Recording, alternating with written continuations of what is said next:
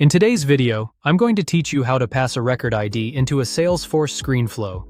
We'll walk through creating a new screen flow in Lightning and getting it ready to run from a record context so it can work with the record you're viewing.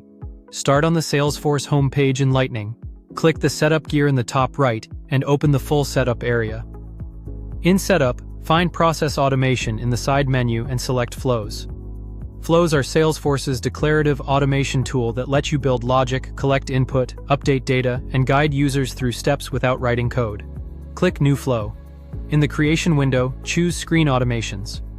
Screen automations are flows that rely on user interaction, meaning they present screens and gather inputs as part of the automation path.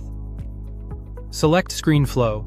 A screen flow is designed to show one or more pages to the user, then execute actions based on what's entered. When launched from a record page or a record action, it can run in the context of that record, which is how you pass in the record ID.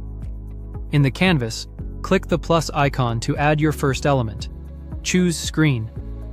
The screen element is where you design what the user sees, headings, fields, and buttons, and where you can surface actions the user can take during the flow. In the screen's properties, give it a clear label so users understand the purpose of this step.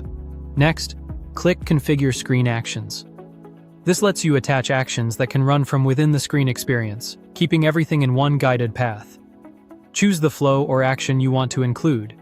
Then select Create Sales Contact Record.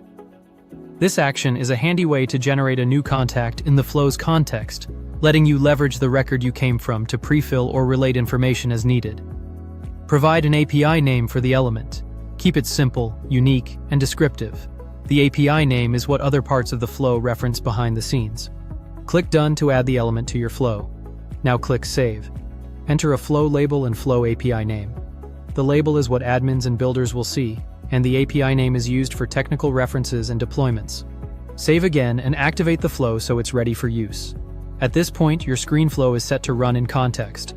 When you add it to a record page or invoke it from a record-level action, Salesforce will run the flow with the current record in mind, enabling you to work with that record's details as the user steps through your screen. Thanks for watching, and subscribe for more.